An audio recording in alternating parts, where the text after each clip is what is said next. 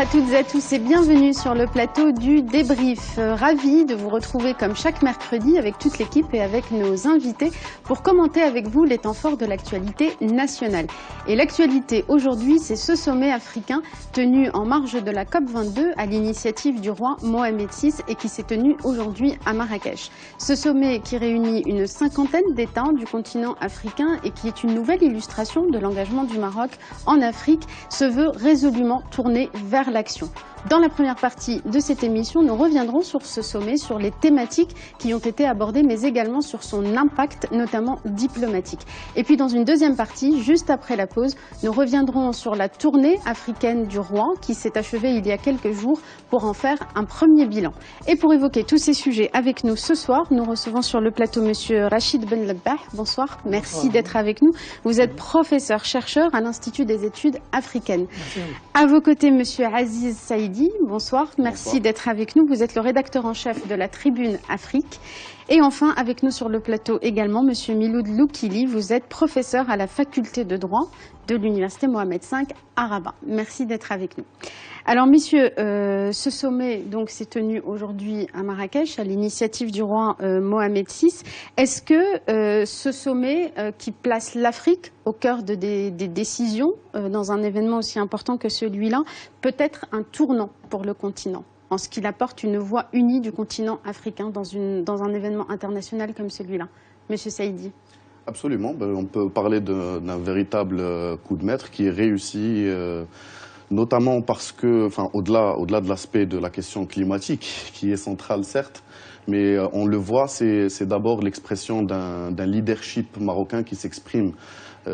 C'est aussi une manière de dire que le Maroc peut jouer le rôle de catalyseur de toutes les bonnes intentions africaines pour porter la voix africaine de manière unie et de manière efficace. En ce sens, le fait de réunir, il faut dire que c'est un sommet, le sommet africain de l'action est organisé en marge de la COP22, mais ce n'est pas un événement COP22, c'est un événement qui est organisé à l'initiative du Maroc et du roi Mohamed VI notamment. Donc c'est un véritable coup de maître que de réussir à réunir 50 délégations avec notamment une vingtaine de chefs d'État et de gouvernements africains pour un débat qui a été très riche. On a vu notamment des allocutions qui ont vraiment mis le doigt sur des questions essentielles. Peut-être qu'on en parlera un peu plus longuement. Oui, on reviendra sur toutes ces thématiques abordées. Monsieur Ben Labbah, une réaction par rapport à ce sommet? Oui, c'est juste ce que je voudrais dire, c'est au niveau de la conférence des parties, la COP22, c'est que on est dans un enjeu international, certes, mais le Maroc, il est parvenu à lui donner une identité. Et son identité, l'identité de la COP22 de Marrakech, c'est l'Afrique.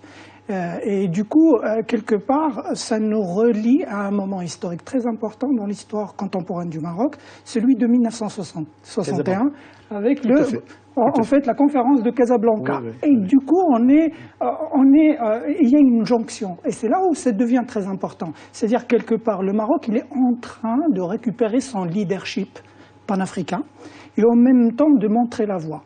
Bien sûr, il y a un engagement. Il y a un engagement moral, il y a un engagement économique.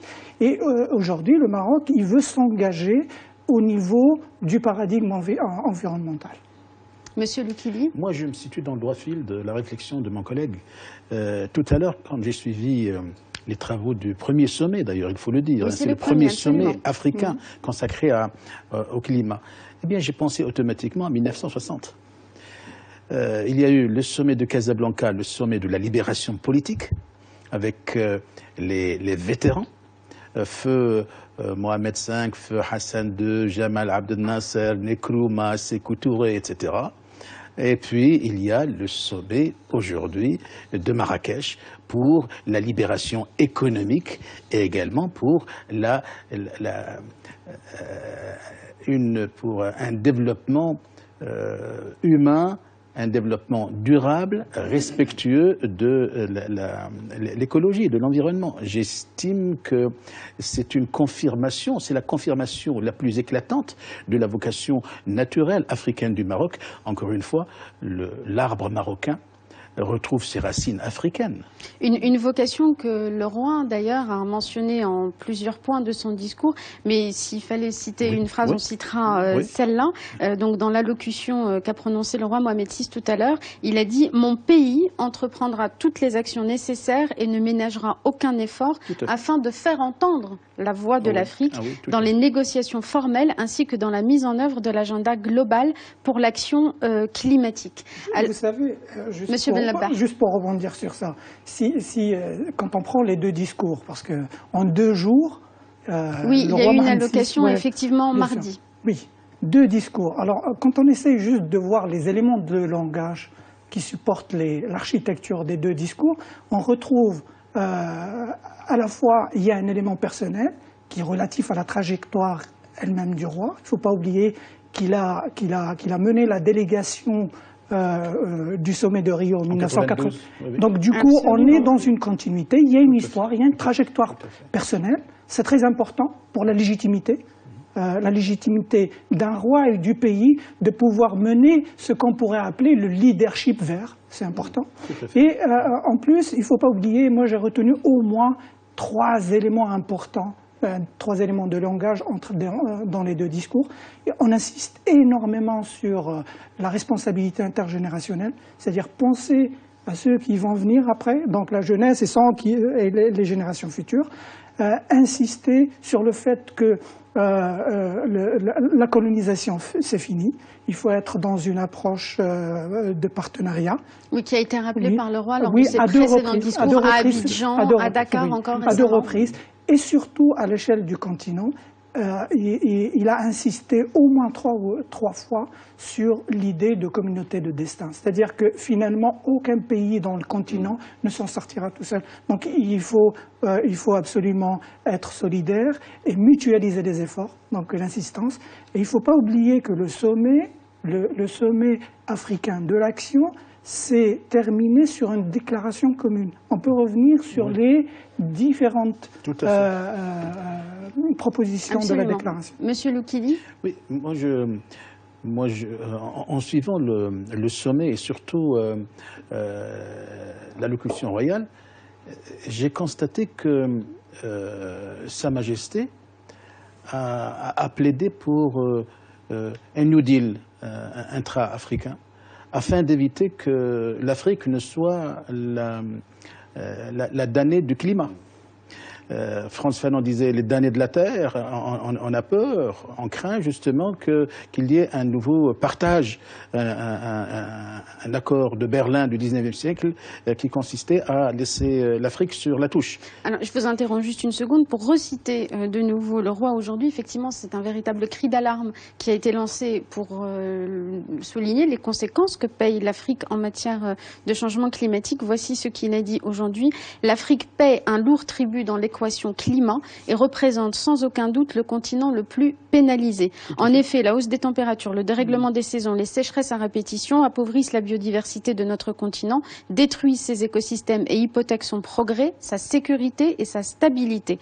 Pourtant, notre continent n'émet que 4% des gaz à effet de serre. Donc c'est un véritable plaidoyer qui a été fait pour cette injustice climatique que subit l'Afrique. Monsieur Saïdi ? Tout à l'heure, je parlais de leadership marocain. Il en va aussi, il faut le relever, de la présidence marocaine de la COP, de l'organisation même. En fait, l'enjeu de l'organisation marocaine de cette COP, c'est quand même de mettre en avant, et d'ailleurs ça a été un parti pris très clair, de mettre l'Afrique mais vraiment en première ligne des priorités des partenaires sur le changement climatique. D'ailleurs, je pense que dans ce sens, on n'a pas encore les conclusions, on n'a pas encore de décision, ni un rétro-planning précis de l'implémentation. Mais il faut dire que l'accord, la COP 21, qui était celle de Paris, qui a été sanctionnée par l'accord de Paris, a été celle de l'accord, celle de l'engagement. La COP 22, la COP de Marrakech, que je pourrais même appeler la COP de l'Afrique, est une COP qui est dédiée à l'implémentation. C'est-à-dire comment on va faire pour que ces pays dits avancés vont pouvoir respecter leurs engagements, urbi et tourbi, et vraiment donner un échéancier. Maintenant, vous le disiez, il y a un chiffre très important que vous avez cité, que le roi lui-même a cité dans son discours. L'Afrique n'émet encore moins de 4% des gaz à effet de serre. Elle ne reçoit elle reçoit moins de 5% de tous les financements verts, ce qui est complètement paradoxal. L'Afrique aussi, c'est le continent qui est le plus touché par l'impact du changement climatique. Absolument. On donne juste quelques chiffres pour mesurer ces changements. Ça a aussi été dans le discours du roi Mohamed VI cet après-midi. 10 millions de réfugiés climatiques pour l'Afrique à l'horizon 2020. C'est 60 millions de personnes qui risquent d'être déplacées. Donc 2020, c'est demain, c'est dans 4 ans. La réserve d'eau que constitue le lac Tchad a déjà perdu 94% de sa superficie.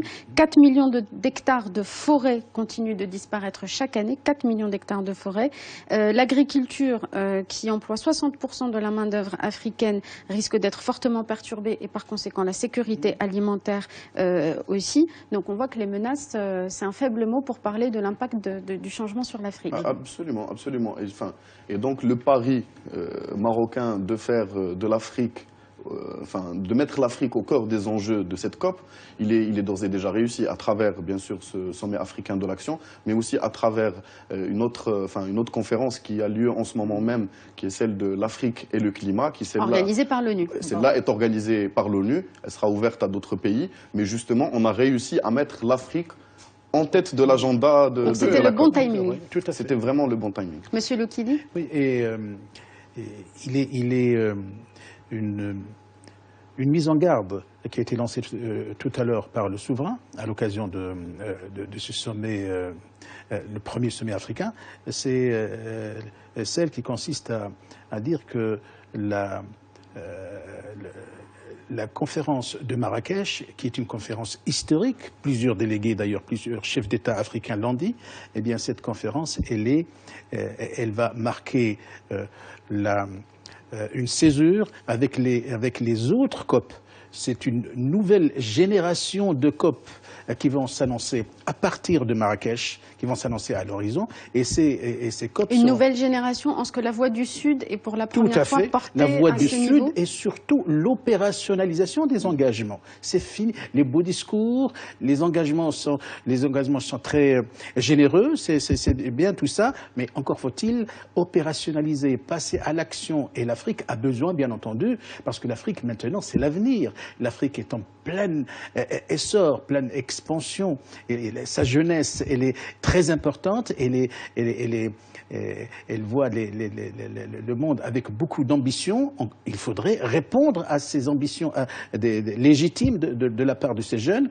Et ces jeunes, bien entendu, sont éprouvés par le dérèglement climatique.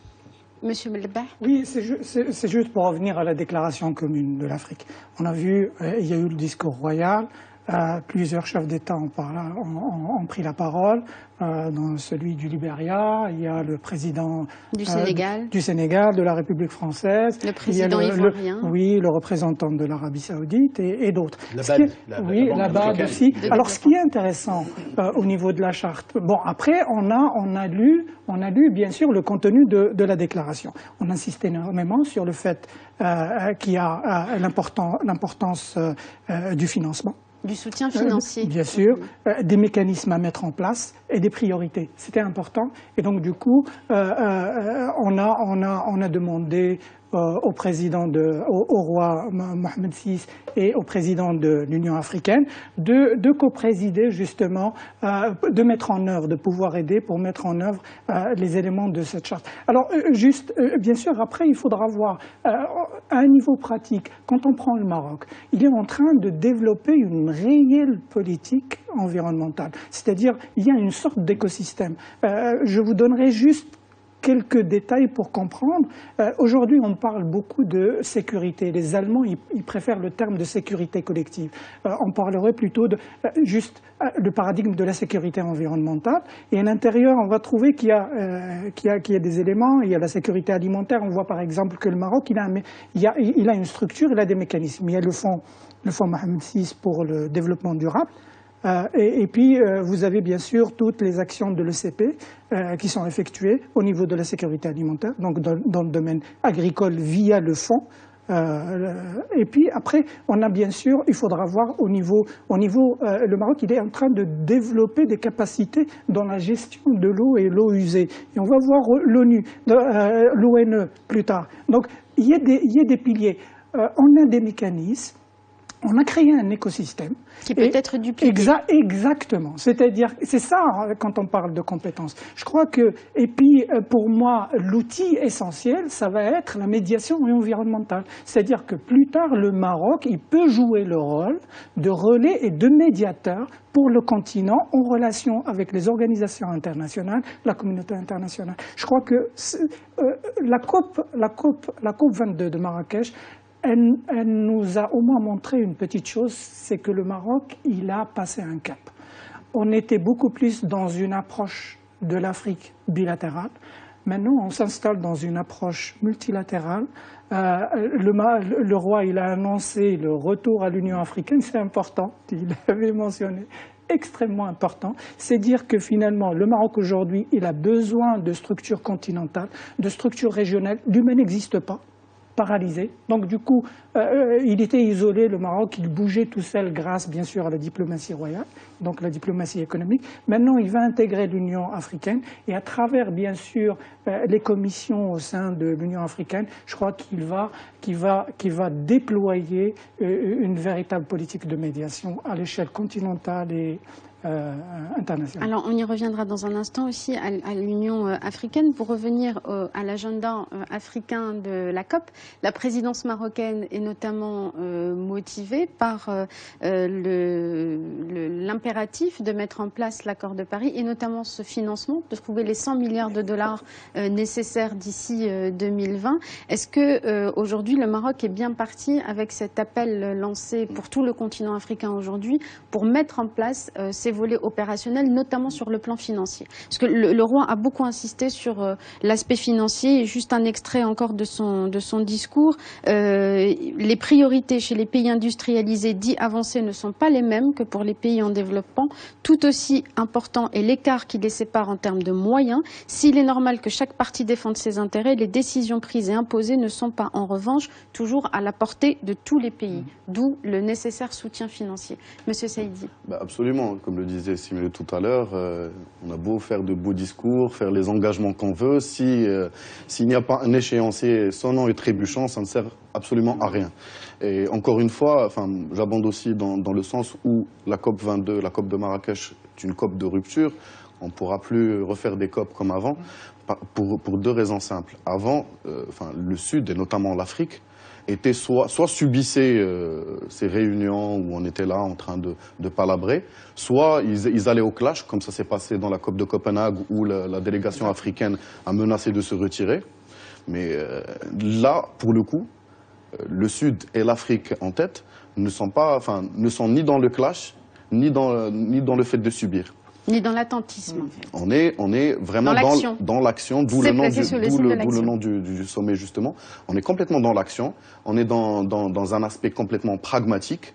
Et j'aimerais justement revenir sur la fameuse lettre royale adressée à l'Union africaine lors du sommet de Kigali en juin dernier, qui disait que le Maroc voudrait retrouver sa place naturelle au sein des instances panafricaines, non seulement parce que c'est sa place naturelle, mais aussi parce qu'il peut aider l'Afrique à porter sa voix de manière efficace. Là, justement, la preuve est faite à travers cette COP que le leadership marocain peut se retranscrire de manière très très claire et de manière très fondée. D'ailleurs, il faut pas oublier l'effort qui a accompagné, qui a précédé puis accompagné la COP dans ce sens. Et je pense que maintenant, sans s'engager, bien sûr, parce qu'on n'a pas encore les conclusions, on n'a pas encore l'échéancier dont je parlais, mais on peut d'ores et déjà dire qu'au moins, la parole africaine a été portée de manière très très claire et de manière unie. Tout à fait. Monsieur Loukili ? Oui. Moi j'estime que ce qui a été fait à Marrakech, et plus particulièrement aujourd'hui, à l'occasion de ce sommet, qui est un sommet... D'ailleurs, un sommet qui, il faut le dire, c'est le sommet de l'Union africaine chez nous. au Maroc. Et le Maroc est tout indiqué, il a toute la légitimité de parler au nom de l'Afrique, de porter la voix des sans-voix, la voix de l'Afrique. Et il faudrait se référer à ce qu'a dit Sa Majesté à plus d'une reprise tout récemment, à savoir que l'Afrique doit faire confiance en elle-même. Il faudrait, pour paraphraser le souverain, il faudrait l'Afrique aux Africains. Et j'estime que comme l'union fait la force, j'estime que en fédérant les efforts à l'occasion du sommet de Marrakech, eh bien, au niveau du financement, on verra beaucoup plus clair la transparence, l'accès au financement. D'ailleurs, les réactions de tout à l'heure d'un certain nombre de chefs d'État au discours de Sa Majesté, et on ne peut plus éloquente. Les Africains sont inquiets sur le devenir du financement. Jusqu'à présent, les pays occidentaux promettaient beaucoup de choses, mais c'était comme l'Arlésienne, c'était le serpent de mer. On n'en voyait aucune trace, et il y avait la bureaucratie. Maintenant, il faut que ce soit fait. Maintenant, je pense que le Maroc, avec son expérience, il faut dire que le Maroc, maintenant, il est tout outillé pour accompagner, pour partager. Parce que tout à l'heure, vous avez parlé peut-être de duplication. Il ne faut pas dupliquer, il faudrait le partager dans une optique win-win avec nos frères et sœurs subsahariens, parce que c'est extrêmement important de retrouver c'est l'environnement naturel, parce que le Maroc n'opère pas un retour en Afrique. Il a toujours été en Afrique. Le Maroc, maintenant, il adhère à l'Union africaine qui a remplacé l'Organisation de l'Unité africaine. Le Maroc est un pays fondateur de l'organisation mère, de l'organisation qui a été créée à Addis Abeba en 1963. Donc le Maroc est tout indiqué pour justement défendre le dossier financier, entre autres, dans ce grand marché, parce que n'oublions pas que l'accord de Paris, il trace les fondements d'un plan économique mondial. Et le Maroc plaide pour un plan Marshall au profit de l'Afrique. Monsieur Belnaba, juste avant qu'on fasse la pause. Oui, rapidement. C'est juste, vous savez, on est en train de parler des partenaires institutionnels. Donc c'est les États, les organisations internationales. Mais l'important, c'est de voir ce qui se passe aussi dans les différents espaces, surtout l'espace vert. Oui, qui est tout aussi intéressant et la société civile qui est pour la première fois dans une COP associée aux discussions. Sa Majesté a fait allusion à cela dans son discours tout à l'heure. Il a parlé de la société civile, absolument, de ces jeunes. Oui, tout à fait. Alors, je vous laisse terminer. Non, bien sûr, parce qu'à côté, il faudra obliger les États, au niveau de la mise en œuvre, à accéder aux exigences, aux demandes, et donc à signer, et à pouvoir, autant pour les bailleurs de fonds, donc les États riches et des autres bailleurs de fonds institutionnels, et du côté des États au moins appartenant au continent africain et certains États en Asie, de pouvoir respecter ce qu'on appelle les NDC, les contributions nationales. Oui, exactement. Alors après, il faudra voir. Donc la société civile, elle s'active. Ils sont en train de mettre en place des petites stratégies, des architectures pour effectuer un travail de lobbying. C'est très important. Je prendrai juste l'exemple des pays scandinaves que je connais suffisamment. C'est que bon, à côté, il y a bien sûr une représentation à l'échelle du gouvernement, mais il faut voir le nombre d'associations et d'un think tank autant danois, suédois et norvégiens qui sont en place, qui essayent de suivre et donc d'effectuer des actions de lobbying. À côté, pour la première fois, et c'est vraiment génial de voir ça, le nombre de populations autochtones qui sont là et qui sont en train d'offrir des solutions alternatives. C'est-à-dire qu'il y a la solution institutionnelle, donc les grands débats qu'on voit dans la télé, c'est important, mais à côté, il y a une approche alternative au niveau de ce qu'on appelle l'économie communautaire ou collaborative. Un dernier mot, Monsieur Saïdi, parce qu'il faut qu'on fasse la pause. Juste quelques secondes justement avant la pause, par rapport aux véhicules financiers. puisqu'il y avait une multitude d'événements qui étaient en marge de la COP22, mais il y avait notamment le Climate Finance Day qui a discuté des véhicules financiers qui pourraient porter ces contributions. Il faut savoir que le fonds vert est déjà créé, donc il attend d'être le réceptacle de ce fonds. Et je soulignerai, dans ce sens, que le Maroc, non seulement il fait office de modèle en termes de développement durable et en termes d'énergie renouvelable, mais aussi il est en train de mettre en place une place financière qui est Casablanca Finance City et qui pourra servir de relais très très important dans le sens du financement vert. Merci. Merci beaucoup, messieurs. On se retrouve dans un instant, juste après la pause pub. Restez avec nous. À tout de suite. De retour sur le plateau du débrief avec nos invités, on continue d'évoquer ce sommet africain qui s'est tenu aujourd'hui en marge de la COP 22. Monsieur Benlabah, tout à l'heure, vous parliez de cet écosystème de ce que représente le Maroc et qui peut être un modèle. Le Maroc est à l'initiative de plusieurs idées pour l'Afrique, notamment le triple 1, l'adaptation pour une agriculture en Afrique, qui est basée sur l'accroissement de la fertilité des sols, notamment.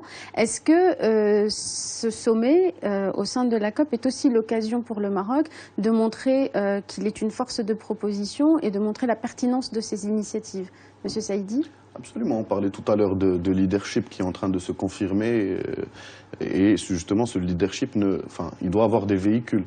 Vous avez parlé de l'initiative triple A, il y a aussi, lors du sommet africain de l'action qui s'est tenu aujourd'hui, l'initiative aussi d'un centre de compétences d'experts en changement climatique. Qui devrait aussi être porté par le Maroc, en tout cas accueilli par le Maroc. Il y a aussi pas mal de choses. Et moi, j'aimerais juste faire une petite parenthèse pour dire qu'il y a eu beaucoup d'événements autour de la COP22, au sein de la COP22, et qui ont traité de plusieurs sujets qui tous nous ramènent à une même réalité qui est celle d'une Afrique qui est certes en retard, il faut pas s'en cacher, qui est lésée par le changement climatique, mais qui a beaucoup de potentiel et qui peut représenter un relais de croissance important, que ce soit pour les multinationales, ou pour justement même l'avenir de l'humanité.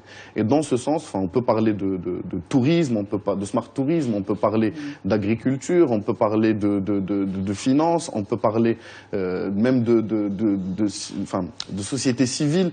Il y a une pléthore d'initiatives de conférences et d'événements qui ont eu lieu et qui vont tous dans le même sens, qui est celui, pour moi c'est un parti pris, c'est celui du Maroc et c'est celui de cette COP de Marrakech, que de mettre l'Afrique comme le continent d'avenir. Oui, alors juste à titre d'exemple, par exemple en Afrique, il y a aujourd'hui 800 millions d'hectares de terres arables qui ne sont pas encore exploités. Donc quand on dit l'Afrique est le grenier du monde, c'est pas pour rien. Donc d'où l'importance de cette initiative du triple 1 en faveur de l'agriculture. Monsieur Benlabah? Moi je dirais tout simplement, on ne peut pas être une force de proposition si l'un des éléments qui constituerait l'écosystème est défaillant. Je crois que durant les 10 dernières années, les premières visites du roi en Afrique datent de 2001. Et donc la cadence, surtout, elle s'est accélérée durant les 5 dernières années. Ce qui est important, c'est de voir par exemple que, dans sa politique économique, il a essayé, bien sûr, il y a des grandes majors, les économistes, ils peuvent vous parler beaucoup mieux que moi, qui ne suis pas économiste, mais on a essayé quand même d'être dans une cohérence. Il y a le secteur bancaire, il y a le secteur de l'agroalimentaire, il y a bien sûr le secteur des services et bien sûr de l'industrie avec Managem. Alors, ce qui est important, c'est que dans l'écosystème, tous ces éléments, si sont intégrés, ils arrivent à travailler en commun, on peut, dans ce cas-là, être une véritable force de proposition. C'est-à-dire qu'on l'a vu dernièrement, vous avez par exemple la BCP, la Banque Populaire, vous avez aussi la BOA, la Banque of Africa de la BMCE, ils sont parvenus à signer des accords. Donc en termes de financement de projets dans le continent. Donc on est dans cette dynamique. Il y a le discours, mais à côté, c'est pour ça que je dis, il faut voir ce qui se passe, les accords qui sont signés, les négociations, comment on démarche. Alors en une décennie, c'est plus de 8000 accords qui ont été signés entre le Maroc et les pays du continent africain. Certainement. Alors après, il faudra voir, bien sûr, les grands projets d'avenir en Afrique. Ils se situent d'abord au niveau de l'électrification, d'abord dans le fait d'intégrer les zones reculées et en retrait, qui permettrait surtout aux villageois, les zones rurales de rester sur place, donc au niveau des infrastructures et tout ça. Et puis, en même temps, il ne faut pas oublier que, par exemple, l'Afrique, elle est constituée peut-être 50-60% ou peut-être plus d'agriculture, mais c'est de l'agriculture de subsistance, la petite agriculture. C'est là où vous avez par exemple une structure comme le CP, elle peut jouer un rôle extrêmement important. Donc nous avons mis en place durant les 10 dernières années tous les éléments qui permettent une sorte d'expertise multisectorielle, et cette expertise multisectorielle, elle permettrait au Maroc d'être une véritable force de proposition. Monsieur Likili. Tout à l'heure, à l'occasion de ce sommet africain à Marrakech, j'ai pu relever la confirmation, encore une fois, d'une très forte sensibilité du Maroc à l'égard des heurts et des malheurs de l'Afrique. Et cela s'est traduit plus particulièrement à travers la création de 3 commissions. Le souverain en a parlé dans son discours. 3 commissions. L'une consacrée au lac Tchad. Et je rejoins ce que disait mon collègue tout à l'heure. Le lac Tchad, il connaît au moins 2 plaies. Une plaie écologique, il est réduit maintenant à sa plus simple expression, une peau de chagrin depuis à cause 94% tout à fait, à cause du changement climatique qui a été perdue. Et puis il y a la plaie sécuritaire. Boko Haram est le produit justement de ce dérèglement climatique. Première commission, et cette première commission, elle est en création à l'occasion de ce sommet. Deuxième commission, c'est celle qui aura pour mandat de discuter des grands chantiers du bassin du Congo, qui est le 2e poumon du monde, après l'Amazonie. Ça, c'est extrêmement important. Et cette commission, elle sera surtout présidée, si je ne me trompe pas, par le Congo-Brazzaville. Et 3e commission, elle aura pour mandat de travailler sur les problèmes que connaissent les pays insulaires.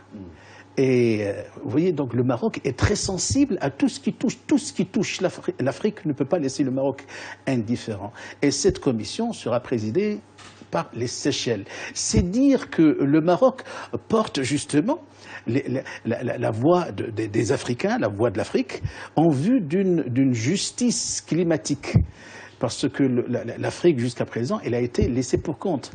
Et je pense qu'aujourd'hui, il y aura, il faut le dire, on pourra le dire modestement, mais sûrement, il y aura un avant et un après Marrakech. Monsieur Saïdi. Moi, c'est clair que j'abonde dans le sens de Similoud pour dire que c'est vrai que là, on a adressé, pour une fois, on a adressé les choses de manière pragmatique. Ces 3 commissions montrent qu'on n'est pas dans les beaux discours, qu'on est en train d'adresser des problèmes bien précis. Donc, et ça, pour une fois, c'est un changement de méthode. Donc, c'est très, très, très important. Maintenant, moi, j'ai envie de dire que, dans l'ensemble, et jusqu'à l'heure où nous sommes en train de discuter, les choses vont dans le bon sens. Mais on attend vraiment les conclusions de la COP pour voir les engagements encore une fois. Parce qu'il y a eu beaucoup de COP, on a été déçus par la journée finale. Et donc là, pour l'instant, le rendez-vous est vraiment réussi. Espérons que sa conclusion le sera aussi. Alors justement, est-ce qu'aujourd'hui, on a de bonnes raisons d'espérer que les outils pour rendre opérationnel l'accord de Paris soient entérinés et soient validés durant cette COP? Monsieur Benlabah. Écoutez, Je crois qu'il faudra espérer. Mais en tout cas... Alors, on peut poser la question autrement. Qu'est-ce qui pourrait empêcher de finaliser des moyens de rendre opérationnel cet accord de Paris? Quels pourraient être les écueils sur lesquels on pourrait buter en dehors de l'aspect financier? Monsieur Loukili. Depuis maintenant une dizaine de jours, Marrakech abrite la COP22. Pourquoi tout à l'heure j'ai parlé d'une COP historique? Parce que cette COP africaine se tient sous l'égide d'un nouvel ordre juridique international du climat, qui est l'accord de Paris. Seulement, qu'est-ce qu'on a constaté? Parce que nous sommes à Marrakech, dans le ciel bleu-azur de Marrakech, la ville ocre, pratiquement au même moment où se tenait la première séance, s'annonçait dans ce beau ciel un oiseau de mauvais augure. Qui venait de l'autre côté de l'Atlantique. Outre-Atlantique. Et c'est pourquoi il y a eu des inquiétudes. L'élection de Donald Trump. Tout à fait. Aux États-Unis. Un climato-sceptique, un négationniste de climat. Qui avait annoncé vouloir se retirer de l'accord de Paris et remettre en cause cet accord. Sincèrement, moi personnellement, je me sens beaucoup plus rasséréné depuis quelque temps. Et plus particulièrement depuis hier et aujourd'hui. Pourquoi?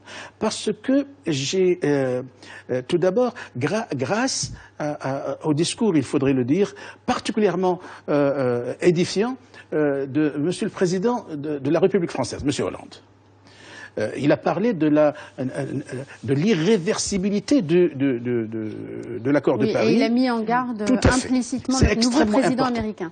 Et aujourd'hui, Monsieur le ministre des Affaires étrangères américain, M. Kerry, est venu pour nous rassurer. Et il nous a donné un certain nombre de gages. Je pense personnellement que la sagesse et le pragmatisme de Monsieur Trump, parce que vous savez, entre les discours à l'occasion des campagnes électorales et bien entendu les actions à la Maison Blanche, il y a tout un hiatus. Et je pense que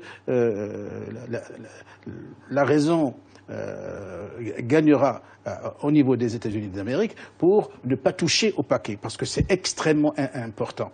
Toucher au paquet de Paris, c'est ouvrir la boîte de Pandore, et ça constituera bien entendu un précédent fâcheux. Monsieur Saïdi? Je suis d'accord avec Similoud. D'ailleurs, il est très lucide en disant que Trump avait un discours de campagne, un discours de candidat. D'ailleurs, on a vu tout de suite qu'après le jour même de son élection, oui, après avoir reçu son discours de victoire, le ton avait changé. Il avait complètement changé. Il avait complètement changé. Il ne faut pas oublier un élément très important. M. Trump a été élu président des États-Unis sur une idée très très simple. Je suis le représentant de la fronde de l'Américain moyen. Je suis le représentant de la fronde de l'Américain moyen contre l'establishment. Et cet Américain moyen, il y a des États clés, on le sait, il y a un système de grands électeurs aux États-Unis, il y a des États clés qui sont des États miniers. Oui.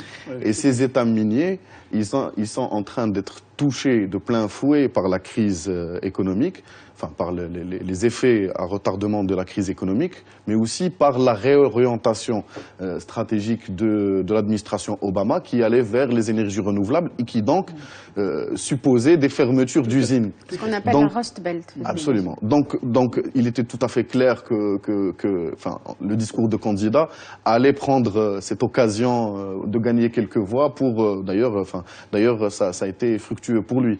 Maintenant pour revenir à la réalité des choses, je pense que l'administration Trump, on ne peut que l'espérer, en tout cas sera beaucoup plus raisonnable que le discours qui a été avancé pendant la campagne.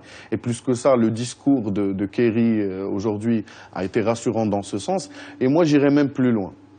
Prenons ce précédent Trump comme une occasion pour rendre l'accord de Paris irréversible et pour mettre enfin, d'ailleurs, de toute façon, même si Trump voulait sortir aujourd'hui de l'accord, il faut 4 ans. Donc voilà, peut-être qu'il voudra faire sortir le temps qu'il sortira, il y aura un autre président. Mais ce que je veux dire, c'est qu'il faut prendre le taureau par les cornes en allant vers des mesures concrètes qui rendent irréversibles ces engagements et ces échéanciers financiers. Il faudrait aussi... Oui, très rapidement, parce qu'il faut qu'on passe à la tournée africaine. Pédagogie, beaucoup de pédagogie.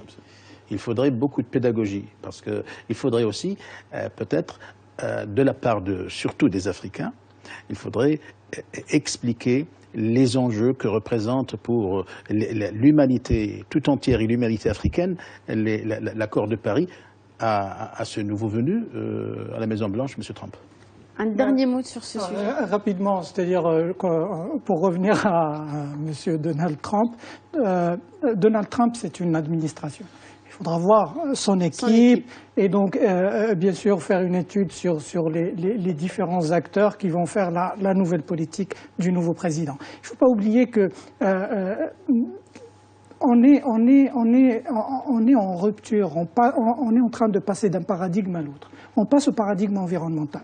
Et bien sûr, la machine va coincer. Et donc, Trump, il essaiera bien sûr de négocier sur certains cas. Pourquoi? Parce que les États-Unis sont aujourd'hui dans une véritable contradiction.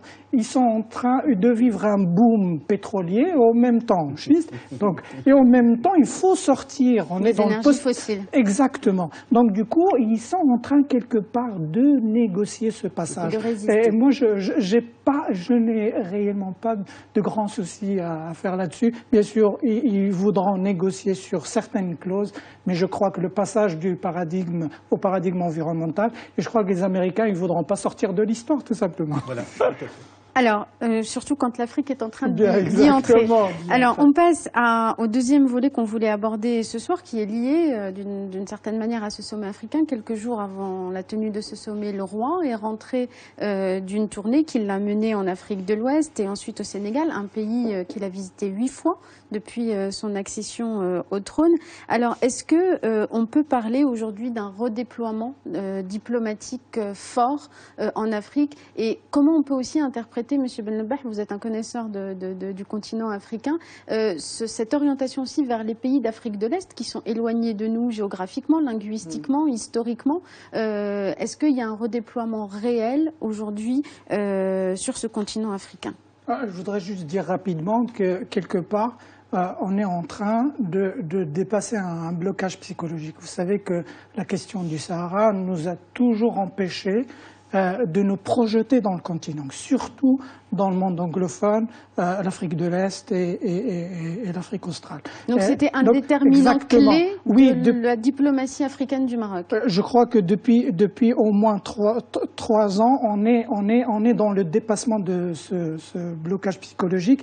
Et on a compris que finalement le statu quo au niveau des Nations Unies, il ne rendait pas justice au Maroc. Au contraire, il le bloquait. Et en même temps, il y a l'élément très important de voir que le Maroc, il a développé une expérience continentale durant ces 10 dernières années, et il a fait reposer toute sa politique africaine sur une approche bilatérale. Et donc du coup, quelque part, le décideur politique marocain est en train de comprendre que finalement, il faut passer à autre chose et donc aller dans les véritables structures sous-régionales, régionales ou continentales pour pouvoir développer sa politique africaine. J'ajouterai rapidement à ce niveau-là, c'est que quand vous parlez du Maroc, ce qui est important, c'est que on a vu par exemple la dernière visite au Rwanda et puis en Tanzanie.